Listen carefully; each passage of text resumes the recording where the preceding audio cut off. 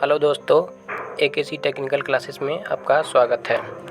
आज हम आपको पढ़ाने वाले हैं। आज आपका सब्जेक्ट है BEE। ठीक, आज आपका सब्जेक्ट BEE है। देखिए, हम आपको BEE के सब्जेक्ट का मॉडल पेपर हम आपको डिस्कस करने वाले हैं। ये सेकंड सेमेस्टर में इलेक्ट्रिकल इंजीनियरिंग व इलेक्ट्रिकल IC वाले स्टूडेंट के लिए है, कॉमन सब्जेक्ट होता है। ठीक, देखिए BEE में जितने भी मोस्ट इम्पॉर्टेंट क्वेश्चन हो सकते हैं, ये आपका मॉडल पेपर है। मॉडल पेपर को डिस्कस करते हैं, देखिए, और इसको आप अच्छी तरह से तैयार कर लीजिएगा, आपके पेपर में आ सकता है। देखिए, यहाँ पर BEE के आपके जितने भी टॉप क्वेश्चन हो सकते हैं उसके बारे में है। देखिए, आपका है पहला क्वेश्चन। देखिए, पहला क्वेश्चन डिस्कस करते हैं, ओम के नियम को परिभाषित कीजिए। देखिए, ये क्वेश्चन बहुत इंपॉर्टेंट है, ये हर बार पेपर में पूछा जाता है। ओम के नियम को परिभाषित कीजिए एवं इसकी परिसीमाएं लिखिए। परिसीमा के बारे में आपको भी लिखना पड़ेगा, परिसीमाएं क्या होती हैं उसके बारे में आपको अच्छी तरह से 4-5 पॉइंट बना के लिखना रहेगा कि क्या क्या परिसीमाएँ होती हैं। जैसे कि आप भौतिक अवस्था को परिवर्तन नहीं कर सकते हैं। यदि आप भौतिक अवस्था को परिवर्तन करेंगे तो ओम का नियम फॉलो नहीं होगा। जैसे आपका ताप हो जाएगा, दाब होगा इत्यादि, ETC जो मतलब इतनी जो चीज़ें होती हैं, इन सभी चीज़ों को आप यदि आप परिवर्तन करते हैं तब आपका ओम का नियम फॉलो नहीं होगा। ठीक, तो इस प्रकार से आपको 4-5 पॉइंट बना के लिखना रहेगा परिसीमाएं में। ये आपका क्वेश्चन पूरा होगा। ठीक है, परिभाषाएँ लिखेंगे और परिसीमाएँ को आपको लिखना रहेगा, तब जाके आपको 5 में से 4 या 5 नंबर मिल सकता है। ठीक है, बहुत इंपॉर्टेंट क्वेश्चन है और जो कि हर एक साल पूछा जाता है आपके पेपर में, बहुत इंपॉर्टेंट है। आपको इसको अच्छी तरह से पढ़ना होगा। फिर आपका नेक्स्ट क्वेश्चन देखिए, यहाँ से है आपका नेक्स्ट क्वेश्चन में है आपके, देखिए यहाँ पे है नेक्स्ट क्वेश्चन, किरचॉफ के नियम। किरचॉफ के ये भी नियम आपको बहुत इंपॉर्टेंट है। ठीक है, इसको भी आप अच्छी तरह से पढ़ के जाइएगा, ये आपका हर साल पूछा जाता है। किरचॉफ के नियम को वर्णन कीजिए एवं किसी सामान्य परिपथ को हल करने की प्रक्रिया बताइए। ठीक है, देखिए किरचॉफ के आपके 2 नियम होते हैं। ठीक, तो किसी एक नियम को लिखिएगा और किसी सामान्य परिपथ को लीजिएगा और किरचॉफ के नियम के द्वारा जिस प्रकार से हल किया जाता है परिपथ को, ठीक है, परिपथ को कैसे हल किया जाता है किरचॉफ के नियम द्वारा, उसको आपको हल करना होगा। कोई एक एग्जाम्पल ले लीजिएगा। जब आप परिभाषा में पढ़ते हैं तो किरचॉफ के नियम के द्वारा कैसे सॉल्व किया जाता है उसी को आपको डिराइव करना है। छोटे वे में आपको बताना रहेगा कैसे कैसे सॉल्व करते हैं। तो ये आपका क्वेश्चन बहुत इंपॉर्टेंट है, जो कि हर साल आपका पूछा जाता है, 5 नंबर में होता है। यहाँ पे भी 5 नंबर में पूछा गया है, तो आप इसको अच्छी तरह से पढ़ के जाइएगा, इसको छोड़िएगा नहीं। इन सभी क्वेश्चन को आप ज़रूर पढ़ के जाइएगा, पेपर में आपको ज़रूर पूछा जा सकता है। ठीक, ये आपके बहुत आसानी से मिलने वाले मार्क होते हैं, जो कि हर साल पूछा जाता है और बहुत आसान होता है। तो आपके लिए तैयार करना बहुत इजी है और ये आपका ज़्यादा कठिन भी नहीं है, आसान है। अच्छी तरह से पढ़ेंगे तो आपका तैयार हो जाएगा। फिर देखिए आपका नेक्स्ट क्वेश्चन है। नेक्स्ट क्वेश्चन यहाँ से देखिए है आपका विद्युत चुम्बकीय प्रेरण। विद्युत चुम्बकीय प्रेरण के लिए फैराडे के नियम, ठीक, एवं लेंज के नियम को परिभाषित कीजिए। फैराडे के नियम एवं लेंज के नियम को आपको अच्छी तरह से पढ़ के जाना है। ये भी चैप्टर आपका बहुत इंपॉर्टेंट है, इसको भी आप अच्छी तरह से पढ़ के जाइएगा। आपका देखिए यहाँ से जब आप पढ़ेंगे तो आपको इलेक्ट्रिकल मशीन जो आपका 3rd सेमेस्टर में होता है उसको पढ़ने में बहुत आसानी होगा। तो इन सभी चैप्टरों को आप अच्छी तरह से पढ़िएगा, जिससे आप इलेक्ट्रिकल मशीन को पढ़ते समय आप रिलेट कर सकें, आपको समझने में कोई दिक्कत नहीं हो। और इलेक्ट्रिकल मशीन को पढ़ने का यही सबसे अच्छा वे होता है कि आप अच्छी तरह से समझें, क्योंकि इलेक्ट्रिकल मशीन को यदि आप रटने लगेंगे तो आपको याद नहीं रहेगा, कुछ समय बाद आप उसको भूल जाएंगे। तो यहीं से आप अपना कमांड बना लीजिएगा और इसको अच्छी तरह से क्वेश्चन को ज़रूर तैयार कीजिएगा। ठीक है, इन सभी क्वेश्चन का रिपीटेशन बहुत सालों से होता हुआ आ रहा है। ठीक है, तो आप इनको आसानी से पढ़िएगा, बहुत अच्छा है। ठीक, ये आपका 3rd क्वेश्चन हो गया। फिर देखिए आपका नेक्स्ट क्वेश्चन आपके हैं, हाँ देखिए यहाँ से बैटरी से कुछ क्वेश्चन पूछा जाता है। देखिए बैटरी से क्वेश्चन, अनुरक्षण रहित, ठीक, मेंटेनेंस जो होता है, मेंटेनेंस रहित बैटरी किसे कहते हैं एवं इसकी परिसीमाएं लिखिए। ठीक है, जो आपका बैटरी चैप्टर है उसमें से आप इसको ज़रूर पढ़िएगा। ये देखिए बैटरी का जो ये आपका चैप्टर है, यदि आप इसको पढ़ते हैं तो आपका UPPSL जैसे पेपर में आपको बहुत आसानी होगा, क्योंकि यहाँ से बहुत सिंपल से क्वेश्चन पूछा जाता है और बहुत सिंपल सा क्वेश्चन होता है। और जब आप तैयारी करने जाएंगे तो आपको यहाँ पे बैटरी चैप्टर नाम का जो होता है, चैप्टर जो होता है BEE में पढ़ाया नहीं जाता है, किसी भी कोचिंग में कोई पढ़ाता नहीं है, बहुत कम ही कोचिंग वाले होते हैं जो इस चैप्टर को पढ़ाते हैं। तो आप यहाँ से आप ना कमांड अच्छे से बना लीजिए ताकि आपको तैयारी करते समय दिक्कतें ना हों। और ये आपका देखिए तैयारी में तो पूछा ही जा रहा है, आपके सेमेस्टर एग्ज़ाम में भी पूछा जा रहा है। ये आपका जो चैप्टर है इम्पॉर्टेंट है, ठीक है, इम्पॉर्टेंट है, बहुत इम्पॉर्टेंट है। इसको आप अच्छी तरह से पढ़िएगा, इसको मत छोड़िएगा। ये आपको जितने भी क्वेश्चन बता रहे हैं शुरू से लेकर अभी तक, इनको आप ज़रूर पढ़िएगा, छोड़िएगा नहीं, ठीक। फिर देखिए आपका नेक्स्ट क्वेश्चन है। नेक्स्ट क्वेश्चन आपका है, देखिए नेक्स्ट क्वेश्चन आपका 5th नंबर है। यहाँ से है 5th नंबर। देखिए 5th नंबर का क्वेश्चन आपका यहाँ से स्टार्ट होता है। क्या बोल रहे हैं 5th नंबर में? बहुकलीय, ठीक है, बहुकलीय पद्धति के वर्णन कीजिए। एक कली पद्धति के सापेक्ष बहुकली पद्धति के लाभ बताइए, ठीक है। बहुकली क्या होता है? हिंदी में लिखा गया है पॉलीफेज बोला जाता है, पॉलीफेज सिस्टम, ठीक है, पॉलीफेज बोला जाता है। पॉलीफेज का वर्णन कीजिए। पॉलीफेज सिस्टम पद्धति जो होता है उनका वर्णन करना रहेगा। और ये आपका एकल कली होता है आपका सिंगल फेज, ठीक, सिंगल फेज पद्धति के सापेक्ष बहुकली जो होता है पॉलीफेज, सिंगल फेज की अपेक्षा सापेक्ष पॉलीफेज पद्धति के लाभ बताइए। लाभ क्या क्या होते हैं? जैसे देखिए सिंगल में रहेगा तो आपका जो करंट मिलेगा कम रहेगा और पॉलीफेज में आपको करंट अधिक मिलेगा। और सिंगल में आपका सिर्फ 2 ही वायर होता है और जब आप पॉलीफेज यूज़ करेंगे तो उसमें तीन या 3 से अधिक वायर को यूज़ किया जाता है, जिससे आपकी करंट व वोल्टेज का मान, वोल्टेज होते हैं करंट व वोल्टेज आपको अधिक मिलता है, ठीक है। यही आपके लाभ होते हैं। लाभ में और भी हैं, आप अच्छे से पढ़िए। 3 फेज चैप्टर जो है उससे आपको पढ़ना रहेगा, आसानी से पढ़िएगा और इसका उत्तर दीजिएगा। 3 फेज से ये सभी क्वेश्चन बहुत आसान होते हैं और आपको लिखने में भी अच्छा रहेगा, कठिन नहीं है, बहुत आसान है, ठीक। इनको भी पढ़ के जाइएगा। ये आपका 5 नंबर में पूछा जाता है और आप आसानी से मार्क प्राप्त कर सकते हैं। फिर देखिए आपका नेक्स्ट क्वेश्चन में है आप चौथा क्वेश्चन यहाँ पे है आपका चौथा क्वेश्चन आपका देखिए यहाँ पे दिया गया है। एक 200 मीटर लंबे एल्युमिनियम का व्यास आपको दिया गया है यहाँ पे है और लंबाई आपको दिया गया है 200 मीटर। फिर यदि क्या बोले हैं, यदि प्रतिरोधकता आपकी 2.8, ठीक, 2.8 मिलीमीटर दिया गया है, जो कि आपका यहाँ पे जो यहाँ ये दिया गया है ये गलत है आपका यूनिट। तो चालक का प्रतिरोध, ठीक, यहाँ पे चालक का प्रतिरोध की गणना कीजिए। चालक के प्रतिरोध की गणना कीजिए, बोल रहे हैं चालक के प्रतिरोध। देखिए यहाँ पे आपका मान क्या क्या दिया गया है, आपको यहाँ पे दिया गया है। फर्स्ट पहला दे दिए हैं यहाँ पे वो कि चालक की जो लंबाई है उन्होंने दे दिया है, चालक की उन्होंने लंबाई दिया है L बराबर आपका है 200 मीटर, ठीक। फिर यहाँ पे दिया गया है व्यास है आपका D बराबर 2.5 मिलीमीटर दिया गया है। तो आपको यहाँ से R का मान निकाल लीजिएगा आपका 2.5/2 करके, यहाँ से आपका R का मान निकल गया। फिर यहाँ पे दिया गया है आपकी प्रतिरोधकता जो कि रो है, रो आपका दिया गया है यहाँ पे 28.5 मिलीमीटर, ठीक। ये आपका मिलीमीटर में नहीं रहेगा, मिलीमीटर में नहीं, इसका हो जाएगा आपका यहाँ पर आपका जो यूनिट होगा वह ओम मीटर होगा, ठीक है। प्रतिरोधकता की जो यूनिट होगी वह ओम मीटर होगी, ठीक। इस प्रकार से आपको सारी वैल्यू पता चल गई हैं। अब देखिए आपको करना क्या है। फार्मूला आपका होता है R इक्वल्स टू प्रतिरोध जो होता है वो R equals to row L/A से। यहाँ पे आपको सारी वैल्यू को रखना रहेगा। ए जो आपका πr² हो जाएगा यहाँ से, ठीक, ए का मान πr²। इसमें आप सभी मान को जब आप रखेंगे तो आपका मान आसानी से मिल जाएगा, ठीक है। ये आपका बहुत आसान क्वेश्चन है। और इसी प्रकार से जो भी न्यूमेरिकल क्वेश्चन पूछना होता है BEE में वो ऐसे ही क्वेश्चन को देते हैं आपको, बहुत आसान होता है, कठिन नहीं होता है। इस प्रकार के क्वेश्चन को आप प्रैक्टिस करके जाइएगा और यही खास करके यही क्वेश्चन आप करके जाइएगा और आपको मिल सकता है, ठीक। फिर देखिए यहाँ पर आपका नेक्स्ट क्वेश्चन क्या है। नेक्स्ट क्वेश्चन यहाँ पर है आपका, देखिए यहाँ दिया गया है विशुद्ध प्रेरक, ठीक। विशुद्ध प्रेरक आपका हो जाएगा इंडक्टर के बारे में दिया गया है, ठीक है। इंडक्टर परिपथ के आरेख तरंग, ठीक, तरंग आरेख की रूप एवं फेजर आरेख। जो इंडक्टर होता है उसका फेजर डायग्राम आपको बनाना रहेगा और इसमें जो फेजर डायग्राम बनाने के बाद जो भी आपके इक्वेशन होते हैं उनको जब आप बनाएंगे तो उन्हीं को आपको दिखाना रहेगा कि इनका परिपथ जो इनका सर्किट होगा, सर्किट को बनाइएगा।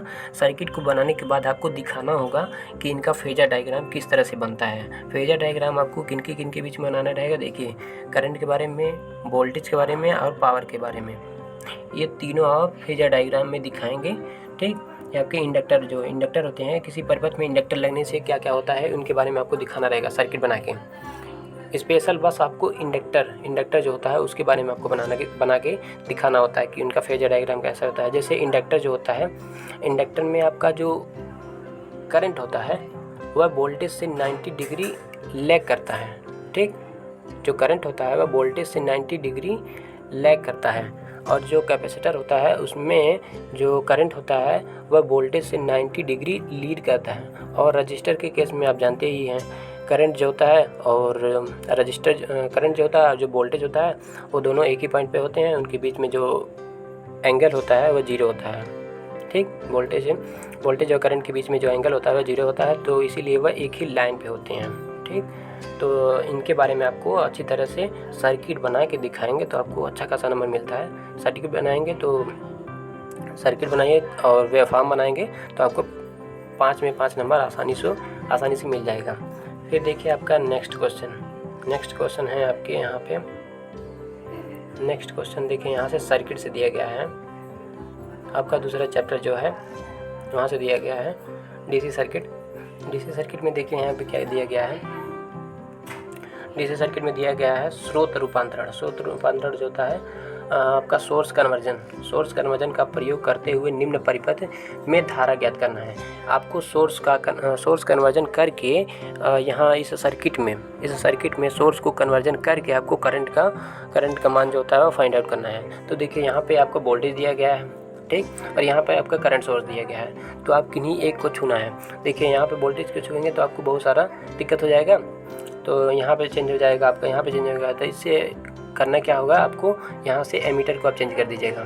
एमीटर को जो आप चेंज करेंगे, एमीटर को वोल्ट मीटर में चेंज करना होता है। अब देखिए, एमीटर को वोल्ट मीटर में चेंज करने के लिए जो आपका होता क्या है, एमीटर में जो रेजिस्टेंस लगता है वह पैरेलल में लगता है और वोल्ट मीटर में जो आपका रजिस्टर लगता है वह सीरीज में लगता है। तो देखिए, यहाँ पे वोल्ट मीटर में जो आपका रेजिस्टेंस लगा है वह सीरीज में लगा है। यदि आप इसको वोल्ट मीटर को यदि आप करंट सोर्स में बदलेंगे तो ये आपका सर्किट काफ़ी डिफ़िकल्ट हो जाएगा। सॉल्व तो आप कर लेंगे लेकिन आपका यह सर्किट डिफ़िकल्ट हो जाएगा, जिससे आपको बहुत सारा समय लग सकता है पेपर में। तो इससे अच्छा है कि आप इस करंट सोर्स को वोल्टेज सोर्स में कन्वर्जन करके यदि आप सॉल्व करते हैं तो आपका बहुत आसान हो जाएगा और ज़्यादा आपको लिखना भी नहीं पड़ेगा। ठीक, बहुत आसान हो जाएगा, कठिन नहीं रहेगा। तो देखिए, करना क्या रहेगा, हम आपको इस क्वेश्चन को सॉल्व करके बता देते हैं कि आपको करना क्या क्या रहेगा। तो आप यहाँ पे आएंगे, जब देखिए आपको करना है यहाँ पे करंट सोर्स को वोल्टेज सोर्स में परिवर्तित करना है। तो यहाँ पे देखिए, आपका जो वोल्टेज सोर्स रहेगा इसको आपको ऐसे ही लिख देना होगा। तो यहाँ पे आपका वोल्टेज सोर्स जो है आपका 20 मिली वोल्ट है, इसको आप रहने दीजिएगा। फिर ऊपर से यहाँ पे देखिए प्लस है, आपका माइनस है। फिर यहाँ पे आपका जो रेजिस्टेंस है उसको रहने दीजिए। जो यहाँ पे आपका रेजिस्टेंस है, देखिए ऊपर दिया गया है रेजिस्टेंस 5 ओम है। जब आप इसको करंट सोर्स वोल्टेज सोर्स में परिवर्तित करेंगे तो आपको इसको सीरीज में लगाना होगा। तो सीरीज में लगाना होगा। और देखिए, यहाँ पे करंट सोर्स दिया गया है, तो यहाँ पे जो वोल्टेज सोर्स है, वोल्टेज सोर्स आपका हो जाएगा V बराबर आपका क्या होता है, V बराबर I इंटू आर होता है। V बराबर I इंटू आर होता है। और देखिए, जब यहाँ पर I का मान आपको दिया गया है 2 मिली एम्पियर, ठीक, V बराबर आपका 2 मिली एम्पियर और गुणे यहाँ पे आपका R है, ठीक, R का मान आपको 5 दिया गया है। तो यहाँ पे R का मान भी आप 5 रख दीजिएगा। तो यहाँ 5 रखेंगे तो आपका वोल्टेज का मान कितना मिल गया, 10 मिली एम्पियर। ठीक, तो यहाँ पर आपका R का मान मिल गया 10 मिली एम्पियर। फिर आपको यहाँ पे रखना होगा। रखेंगे कैसे, देखिए आप बनाएंगे, आप यहाँ पे सर्किट जब बनाएंगे तो आपको यहाँ पे सर्किट में कुछ इस तरह से लिखना रहेगा। पहले आप वोल्टेज सोर्स बनाएंगे। वोल्टेज सोर्स में आपका देखिए जिस डायरेक्शन में आपका ये होता है एरो होता है, उस डायरेक्शन में आपका प्लस रहेगा, तो यहाँ पे आपका प्लस रहेगा, यहाँ पे आपका माइनस हो जाएगा। और यहाँ पे देखिए आपका यहाँ पे रेजिस्टेंस लगाएंगे, रेजिस्टेंस आपका 5 ओम ही रहेगा और वोल्टेज सोर्स आपका 10 मिली वोल्ट हुआ है। फिर देखिए आपका नीचे यहाँ पर आपका 3 ओम का रेजिस्टेंस है, तो इसको भी आपको सीरीज में जोड़ना होगा, क्योंकि जैसे सर्किट है उसको हम वैसे ही बना रहे हैं, कुछ उसमें छेड़छाड़ नहीं कर रहे हैं, बस उसको सोर्स कन्वर्जन कर रहे हैं। देखिए यहाँ पे आपका हो गया, यहाँ पर आपका हो गया 3 ओम का आप यहाँ पे रेजिस्टेंस लगाए हैं। 3 ओम का रेजिस्टेंस लगाने के बाद फिर आपका देखिए यहाँ पे है, इसको आपको सर्किट को मिला देना होगा। मिलाने के बाद देखिए क्या क्या हो गया, यहाँ पर आपका 10 वोल्ट है, थोड़ा कलर चेंज कर देते हैं।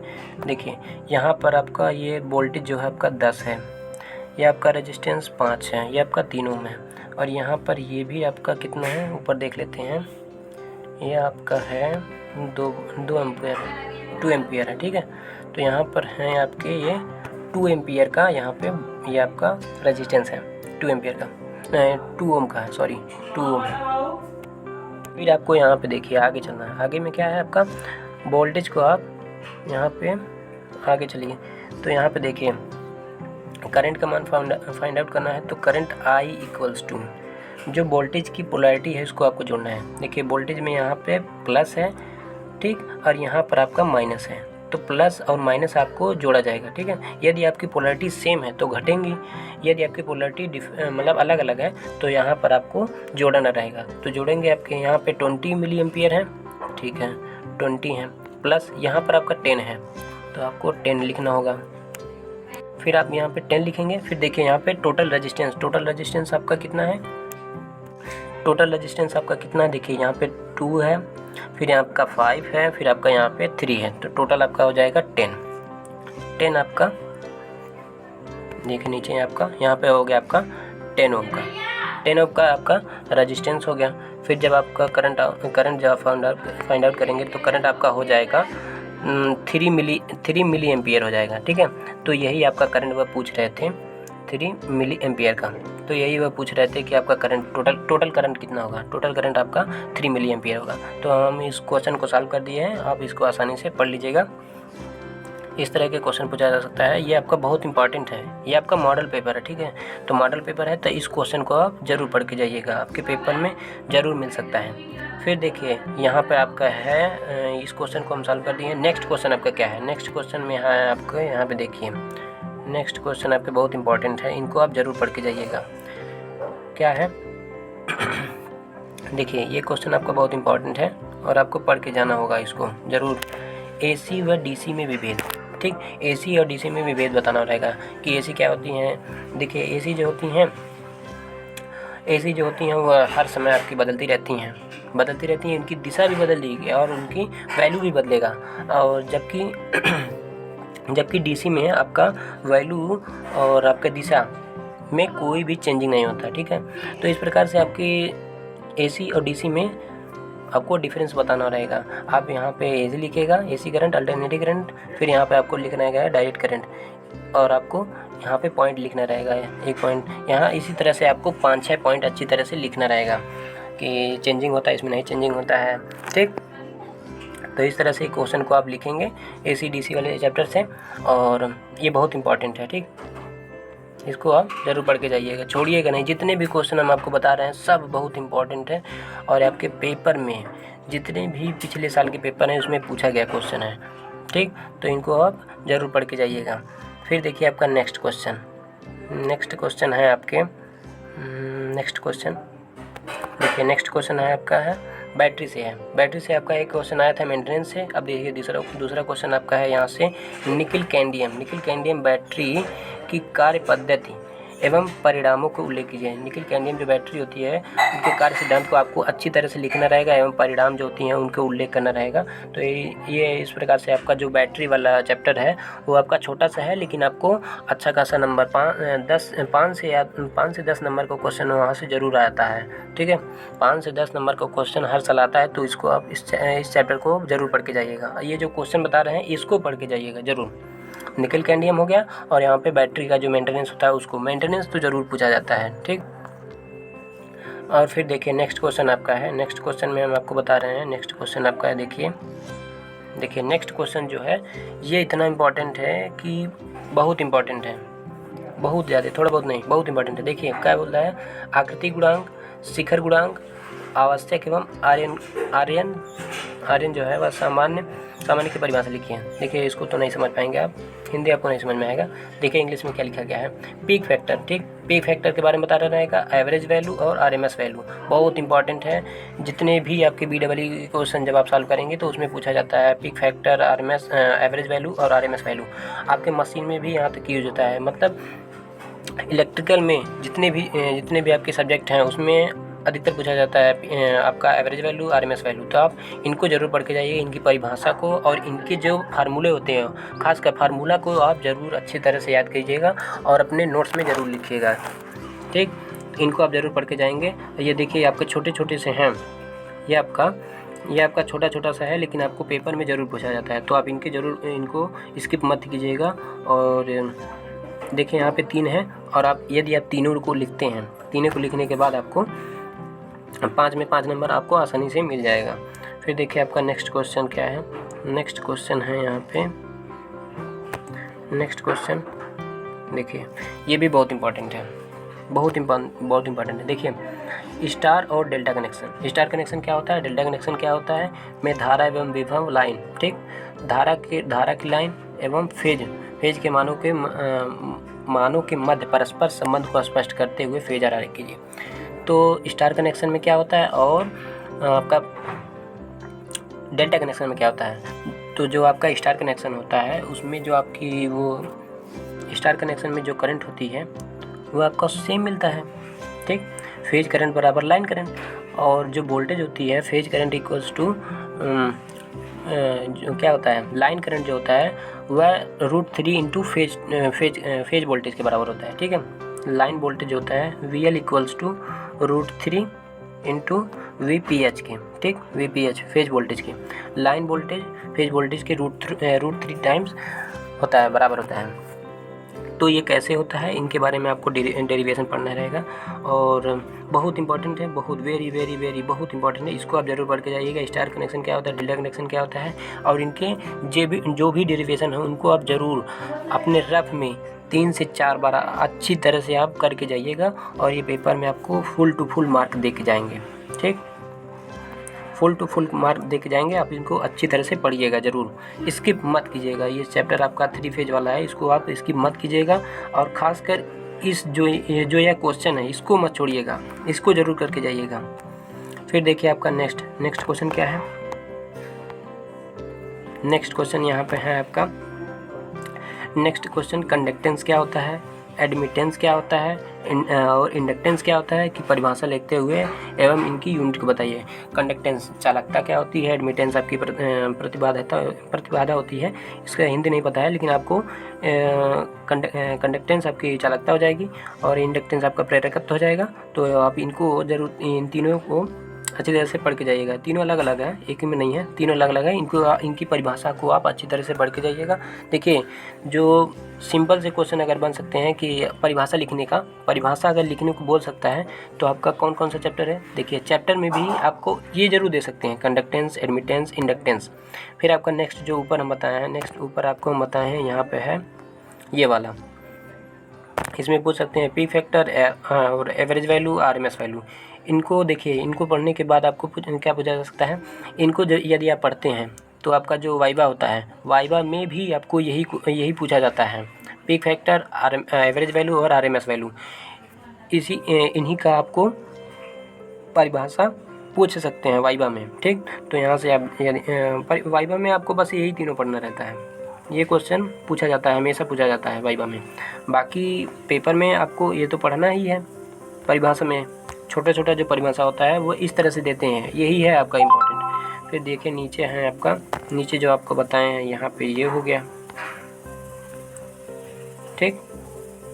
नीचे आपका यहाँ पे कंडक्टेंस, एडमिटेंस एवं इंडक्टेंस। तो ये आपके परिभाषा को लिखना रहेगा, यूनिट भी आप अच्छी तरह से बताइएगा। फिर देखिए आपका नेक्स्ट क्वेश्चन, नेक्स्ट क्वेश्चन ये आपका एंड होता है।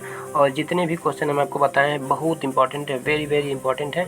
तो आप इनको ये इस जो मॉडल पेपर है इसको आप ज़रूर करके जाइएगा, अपना रफ लीजिएगा और रफ में एक सभी को ठीक एक एक करके आप सभी क्वेश्चन को लिखिएगा और इनको 2-3 बार, जितने भी डेरिवेशन वाले हैं उनको आप रफ में 2-3 बार आप प्रैक्टिस करिएगा और पेपर में आपको ज़रूर मिलेगा। ठीक, थैंक यू।